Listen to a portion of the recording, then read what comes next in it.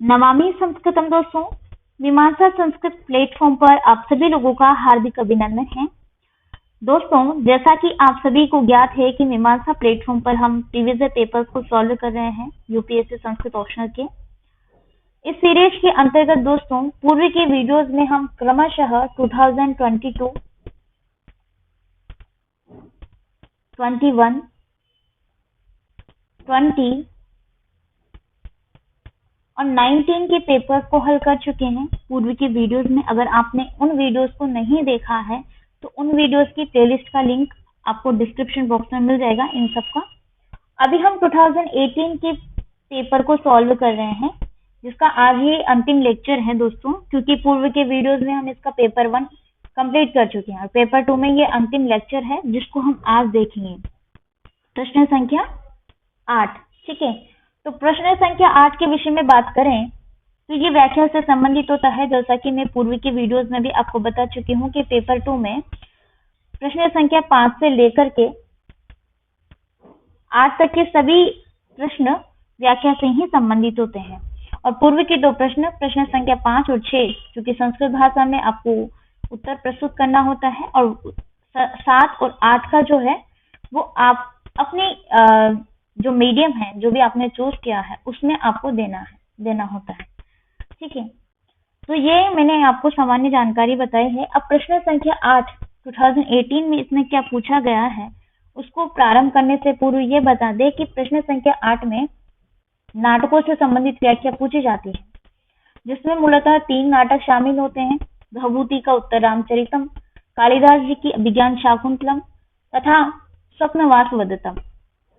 इनमें ये पूरे नाटक तो नहीं है व्याख्या वाले भाग में, किंतु हाँ इसके कुछ अंश हैं, जैसे कि मैं आपको उदाहरण सहित बता देती हूँ।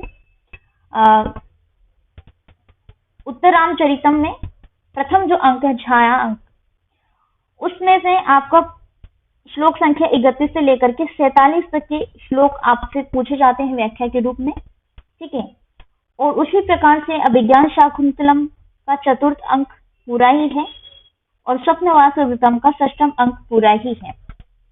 कुछ अंश हैं इन नाटकों के, सारे नाटक की व्याख्या नहीं आती, किंतु हाँ प्रश्न आपसे पूरे नाटक से संदर्भित पूछा जा सकता है इसके खंड अ में, तो वो जरूर आप ध्यान रखिएगा। ठीक है, यहाँ पर प्रश्न संख्या 8 आप अटेम्प्ट करने वाले हैं तो आप उसको अपनी लैंग्वेज में ही मतलब जो आपका मीडियम है उसी में अटेम्प्ट करेंगे, जो आपने इस पेपर के लिए चूज किया है ऑप्शनल के लिए। ठीक है दोस्तों, तो चलिए बिना किसी विलंब के हम इस प्रश्न को प्रारंभ करते हैं। तो प्रश्न संख्या 8 के अंतर्गत पहला प्रश्न है इसमें श्लोक, इयं गेहे लक्ष्मीर इयं अमृतवर्ती नय नयो रसावश्याः स्पर्शो वपुषि बहुलश्चन्दन रसः अयं बाहुः कंठे शिशिरमृषणो मौक्तिकरसः मौक्तिकसरः किमस्या न पेयो यदि परम सह्यस्तु विरह। ये जो श्लोक है दोस्तों उत्तर रामचरितम से उद्धृत हुआ है, अर्थात उत्तर रामचरितम से ये श्लोक संबंधित है।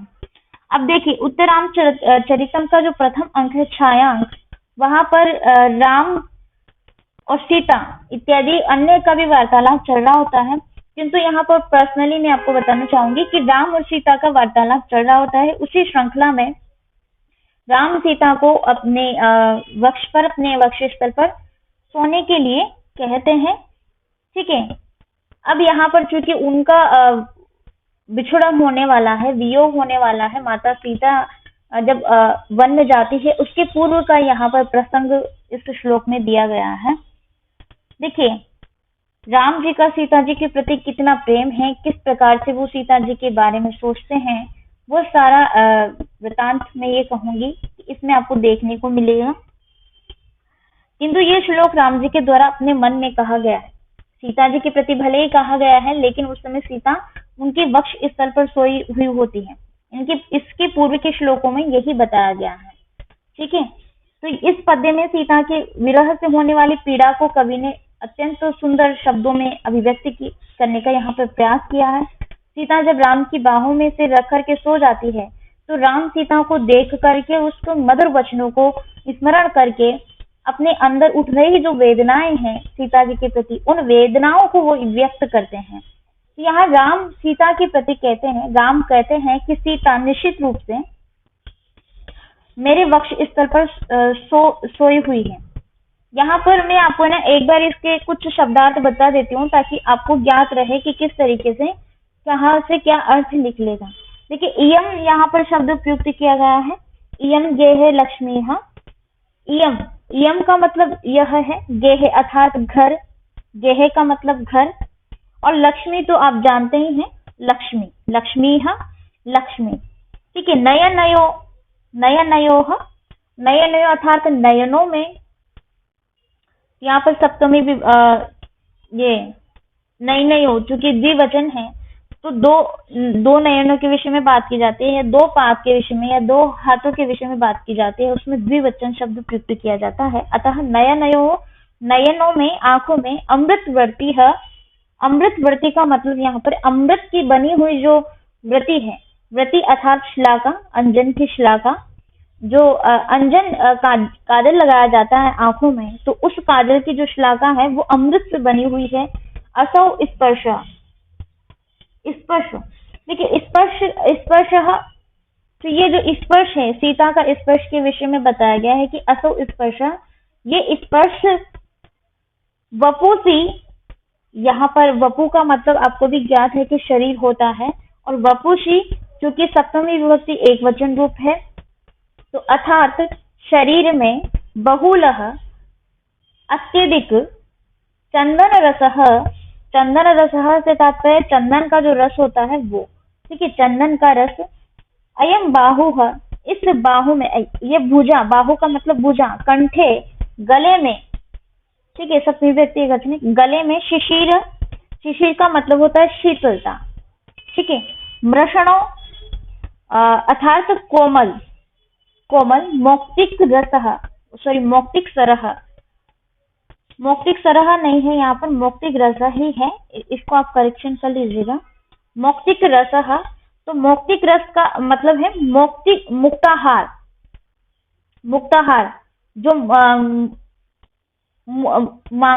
मणियों से या माणिक्य से बना हुआ है, मोतियों से बना हुआ है, इस तरीके से वो मुक्ताहार की तरह अपनी बाहों को मेरे गले में क्या किए हुए हैं, डाले हुए हैं। ये प्रसंग है, ठीक है, ये संदर्भ है यहाँ पर। प्रेयः, प्रेय का मतलब होता है अतिशय प्रिय, जो राम जी की क्या है, अतिशय प्रिय है, ठीक है। प्रेयः अर्थात जो राम जी की अतिशय यानी कि अत्यधिक ही प्रिय है। विरह, विरह का मतलब वियोग या बिछुड़न जो भी है, ठीक है। असहाय, वो असहनीय होने वाला है, परम असहाय, परम असहाय, अस्तु ये परम असहनीय है या होने वाला है।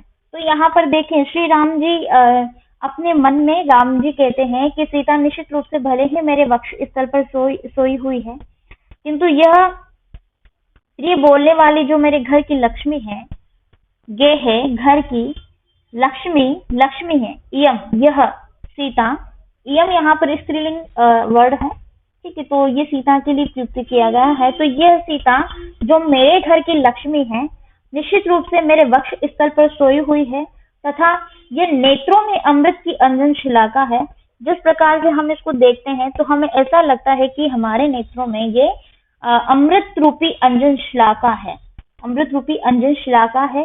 इसका ये जो स्पर्श है, यानी कि सीता का स्पर्श, शरीर में अगाढ़ चंदन का रस है, यानी कि गाढ़ा चंदन का रस है। माता सीता का स्पर्श श्री राम जी को चंदन के रस के समान प्रतीत होता है, या वैसा महसूस होता है। इसकी ये भुजा, माता सीता जी की जो भुजाएं हैं, अयम बाहु है, उनकी ये भुजाएं, ठीक है, कंठ में शीतल और चिकना सा मुक्तक हार है। देखिए, मौक्तिक रसः मतलब मौक्तिक का मतलब होता है जो मोतियों से बनी हुई माला होती है, उस प्रकार से। तो उसकी भांति उसके बाहुओं को बता रहे हैं श्री राम जी कि इसकी सीता की जो बाहु है यानी भुजा है, वो मौक्तिक माला है, मतलब कि मोतियों से बनी हुई माला के समान है, ठीक है। यह मुक्ताहार है जिसमें मेरे गले में डाला हुआ है इस प्रकार से। तो इसकी यह भुजा कंठ में कैसे लग रहे हैं? शीतल है, शशिर शिशिर शीतल है, चिकनी है, रसणों मतलब कोमल अर्थात चिकनी है, और चिकनी मुक्ताहार है। इसके कौन से अंग ऐसे हैं, इसकी केमशः अर्थात कौन से अंग ऐसे हैं जो अतिशय प्रिय नहीं है?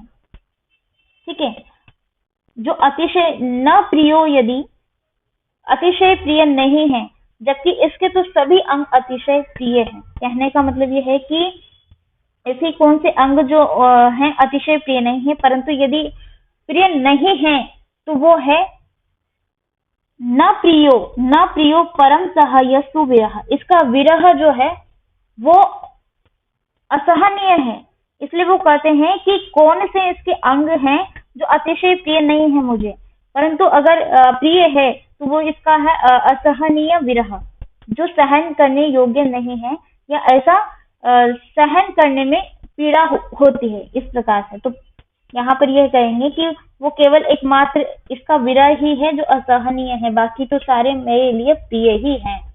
तो राम जी यहाँ पर जो है अपने मन में ऐसे कहते हैं, जब सीता उनके वक्ष स्थल पर सोई हुई होती है, उनके गले में, कंठ में, उनके हाथ बाहुओं की भुजा मतलब भुजाएं डली हुई होती हैं इस प्रकार से। तो यहाँ पर श्री राम का माता सीता के प्रति प्रेम प्रदर्शित हुआ है। आप इसको अपने शब्दों में व्यक्त कीजिएगा, हालांकि आपके शब्द इनके अर्थ ही रहेंगे, किंतु किस तरीके से लिखना है वो आप पर निर्भर करता है। ठीक है, तो इसके पूर्व में प्रसंग और संदर्भ आप जरूर बता दीजिएगा, क्योंकि प्रश्न में ही ये कहा गया है प्रसंग निर्देश पूर्वकम व्याख्यानम क्रियताम। इस पद्य का, ये नीचे लिखे गए पद्यों का जो प्रसंग है वो लिखने के उपरांत ही आपको इनकी व्याख्या प्रस्तुत करनी है। तो ये चूंकि उत्तरामचरितम के प्रथम अंक छायांक से लिया गया है और उत्तरामचरितम भवभूति की कृति है, तो ये प्रसंग आप जरूर बताइएगा और संदर्भ भी बताइएगा कि ये पद्य किस संदर्भ में यहाँ पर बोला गया है और किसके द्वारा बोला गया है। ठीक है, अब यहाँ पर हम देखते हैं द्वितीय श्लोक। अद्वैतम सुख दुखयोर अनुगतम सर्वास्व अवस्थासु यद विश्रामो हृदयस्य यत्र जलसा यस्मिन् हार्यो रसः कालेन आवरण अति आत्परिणते यत् स्नेहसारे स्थितं भद्रं तस्य सुमानुषस्य कथम अपि एकम ही तत्प्राप्यते। ये जो श्लोक है दोस्तों, ये भी उत्तरामचरितम का ही श्लोक है। जो ये श्लोक है ना, इसके बाद वाला ही जस्ट ये श्लोक है, या मैं ये आपको कहूं कि ये 39वां श्लोक है और ये 38वां श्लोक है। ठीक है, जैसे मैंने आपको बताया था कि उत्तरामचरितम में से 31 से लेकर के 47 तक के श्लोक शामिल होते हैं, तो ये 38वां है और ये 39वां है। ठीक है, यहाँ पर क्या बताया गया है, देखिए इस अंक में इस श्लोक में गृहस्थ जीवन की श्रेष्ठता को प्रदर्शित किया गया है कि गृहस्थ जीवन कैसा होता है। ठीक है, तो यहाँ पर ये संदर्भ है गृहस्थ जीवन, और प्रसंग तो वही रहेगा इसका भी, क्योंकि ये उत्तरामचरितम का ही श्लोक है। तो यहाँ पर इस श्लोक में इस कवि ने गृहस्थ जीवन की श्रेष्ठता प्रदर्शित की है। और जैसे कि हम बात करते हैं दाम्पत्य जीवन की, गृहस्थ में दाम्पत्य जीवन आ जाता है, और दाम्पत्य जीवन की अगर बात की जाए सभी संस्कृत के नाटकों में, तो उत्तरामचरितम ही एकदम श्रेष्ठ नाटक है इस शब्द के लिए। तो ठीक है, उस समय समाज में, तत्कालीन समाज में जब इसकी रचना की गई, तो राजा और प्रजा दोनों ही सम्मान पूर्वक अनुसरण करते थे एक दूसरे का। ठीक है, यहाँ इस पद्य में अपने दाम्पत्य जीवन की दुर्दशा होते हुए जब राम देखते हैं, तो उन्हें स्वयं पर तथा अपनी राजा होने पर भी बड़ा दुख होता है, खेद होने लगता है, जिसे प्रकट करते हुए स्वयं ही कहते हैं कि जो स्त्री पुरुष दुख और सुख में एक रूप रहते हैं, तो दुख और सुख में स्त्री पुरुष का एक रूप रहना उनके दाम्पत्य जीवन का एक सच्चा और सही उदाहरण प्रस्तुत करता है, और वही इस श्लोक में कहा गया है। एक बार आप इसके ना शब्दार्थ देख लीजिए, ताकि आपको अर्थ ज्ञात हो जाए कि कैसे अर्थ हमें करना आए। ठीक है, तो यह तो यहाँ पर जो प्रयुक्त किया गया है अंतिम प्रथम पंक्ति में, ये तो है जो सुख दुखयो द्विवचन है, तो सुख और दुख में अद्वैतम जो एक एक समान है। अद्वैतम का मतलब क्या होता है? आपने दर्शन का अध्ययन किया है तो अद्वैतवाद जरूर पढ़ा होगा। अद्वैत का मतलब होता है जो दो नहीं है, एक ही है। भले ही पति पत्नी दो शरीर हैं, लेकिन उनकी आत्माएं एक होती है जब वो गृहस्थ जीवन में प्रवेश करते हैं, दाम्पत्य जीवन अपना बिताते हैं एक साथ। अद्वैतम का मतलब यहाँ पे है एक समान या एक ही। सर्वासु अवस्थासु, ठीक है। सर्वासु अवस्थासु अर्थात सभी अवस्थाओं में। अनुगतम, अनुगतम अर्थात साथ रहते हैं। हृदयस्य, हृदय का विश्राम, हृदय का विश्राम। विश्राम का मतलब है आराम का सुख, ठीक है। विश्राम आप समझते ही हैं सामान्य भाषा में। जरसा, जरसा का मतलब है जो जरावस्था होती है उसके विषय में बात की जा रही है। जरावस्था अर्थात वृद्धावस्था। तो जरसा यहाँ पर तृतीय विभक्ति एक वचन है, अर्थात वृद्धावस्था के द्वारा या वृद्धावस्था द्वारा रसः स्थिति, या हम ये कह सकते हैं आह्लाद अथवा आनंद। रसः अथवा आनंद या आह्लाद। आहार्य, इसका विभाजन करेंगे यस्मिन् आहार्य, तो आहार्य अर्थात हरण न किए जाने योग्य। कालेन, कालेन अर्थात समय से, तृतीय विभक्ति एक वचन है, काल से अथवा समय से। आवरण त्यात, आवरण त्यात अर्थात जो यौवन है उस यौवन सुलभ वासना का जो आवरण है वो हट जाने से, या अत्यात हट जाने से, परिणते, परिणते परिपाक को प्राप्त हुए स्नेह सारे, स्नेह सारे अर्थात प्रेम के सार में अथवा स्नेह के सार में। दोस्तों स्नेह और प्रेम भले ही इन दोनों शब्दों में साम्यता है, किंतु थोड़ा सा अंतर है, ज्यादा नहीं है, थोड़ा सा अंतर है। हालांकि प्रेम को स्नेह के रूप में प्रकट किया जाता है, स्नेह शब्द के माध्यम से भी प्रकट किया जाता है, और स्नेह को का मतलब प्रेम भी होता है, ठीक है, किंतु फिर भी थोड़ा सा अंतर होता है। तो स्नेह सारे, या हम ये कह सकते हैं कि स्नेह के सार में या प्रेम के सार में, चूंकि यहाँ पर पति पत्नी का प्रेम है, तो उस सार में स्थितम अवस्थित सुमानुषस्य, सुमानुषस्य का मतलब है कि अच्छे पुरुष का, सुमानुषस्य अर्थात अच्छे पुरुष का भद्रम क्या करे? कल्याण करे। भद्रम शब्द का तात्पर्य ही होता है कल्याण। आपने पहले जो सुभाषित आते थे, छोटी छोटी कक्षाओं में पढ़ा भी होगा, अग्नि के कुछ मंत्र आते थे, तो भद्रम वो कल्याणकारी होते हैं, इस प्रकार से, ठीक है। तो उम्मीद करती हूँ इसके शब्दार्थ आपको ज्ञात हो गए होंगे। अब देखिए यहाँ पर श्री राम क्या कहते हैं।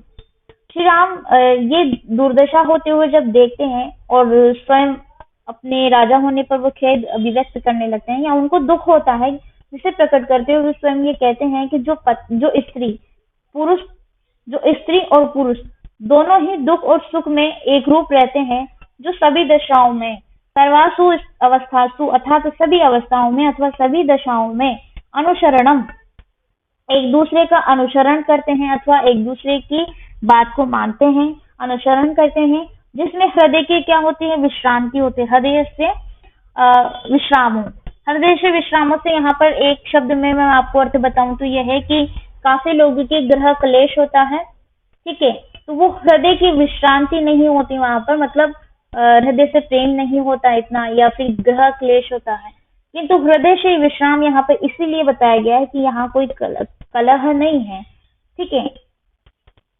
किसी स्त्री से, पुरुष को स्त्री से नहीं है और स्त्री को पुरुष से नहीं है, तो उसी विषय में कह रहे हैं कि जो स्त्री और पुरुष दुख और सुख में एक रूपता रखते हैं, एक दूसरे जो सभी दशाओं में एक दूसरे का अनुसरण करते हैं, जिसमें हृदय की विश्रांति है, मतलब हृदय को दूसरे के हृदय को पीड़ा नहीं पहुंचाते हैं, जिसमें वृद्धावस्था से भी प्रेम का रस हरण नहीं किया जा सकता है, यानी कि वृद्धावस्था जरसा, वृद्धावस्था आ जाने के बाद भी जहाँ पर प्रेम का अभाव नहीं होता है, प्रेम की कमी नहीं होती है, जो समय की सीमा के प्रतिबंध के हट जाने से और अधिक गाढ़ स्नेह को प्राप्त कर स्थित हो जाता है, इस प्रकार का विलक्षण दाम्पत्य प्रेम तो निश्चित रूप से बहुत ही कठिनाई से ही प्राप्त किया जा सकता है, ठीक है। तो यहाँ पर राम और सीता के बीच में जो विलक्षण प्रेम स्थापित हो चुका था उसी को प्रदर्शित किया गया है, और चूंकि इस श्लोक के अर्थ से या इसके भाव से हमें ये भी ज्ञात हो जाता है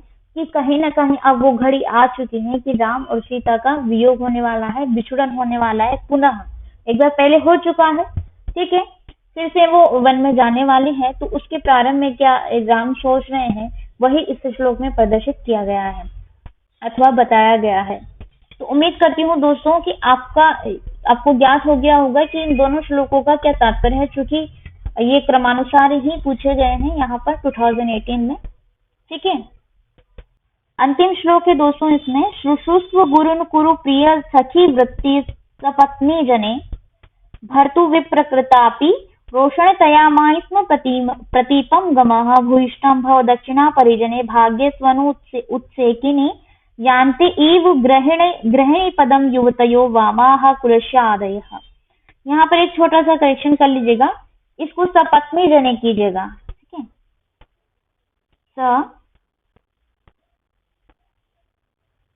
सपत्नी जने, ठीक है। और थोड़ा सा मिसप्रिंट हो चुका है यहाँ पर, तब करेक्शन कर लीजिएगा। शुश्रूष्व गुरुन कुरु प्रिय सखी वृत्ति सपत्नी जने भर्तुर विप्रकृतापि रोषणतया महस्म प्रतीपम गमः भूयिष्ठं भव दक्षिणा परिजने भाग्ये स्वनुत्सेकिनी यान्ते एवं ग्रहिणी पदम योतयो वामाः कुलस्यादयः। यह जो श्लोक है दोस्तों अभिज्ञान शाकुंतलम नामक नाटक से यहाँ पर लिया गया है।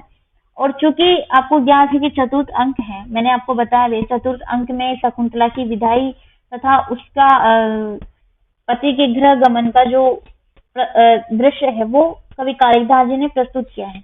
उसी श्रृंखला में एक पिता का पुत्री के द्वारा या पुत्री के प्रति क्या उपदेश होता है या पुत्री को क्या शिक्षा दी जाती है जब वो ससुराल जा रही होती है, तो वही इस श्लोक में बताया गया है। और यहाँ से मैं ये कहूंगी कि ये श्लोक सिर्फ शकुंतला के लिए ही नहीं है, अपितु समस्त संसार की उन स्त्रियों अथवा पुत्रियों के लिए है जो अपने पिता का घर छोड़ करके पति के घर जाती है। तो आप ये बात भी और ये लाइन भी यहाँ पर जरूर से कोट करेंगे तो बहुत अच्छा रहेगा, ठीक है। किस संदर्भ में है मैं वो बता चुकी हूँ। प्रसंग क्या है, तो ये कवि कालिदास जी की कृति अभिज्ञान शाकुंतलम से उद्धृत हुआ है चतुर्थ अंक से। और इस चतुर्थ अंक में ऐसा कहा जाता है कि जो 4 महत्वपूर्ण श्लोक हैं, काव्यसु नाटकम रम्यम, आपने वो उक्ति सुनी हो, श्लोक सुना हो, ठीक है, चतुर श्लोक चतुष्ट है। उन 4 श्लोकों में से ये एक श्लोक है जो कि और महत्वपूर्ण है, ठीक है, इम्पोर्टेंट है।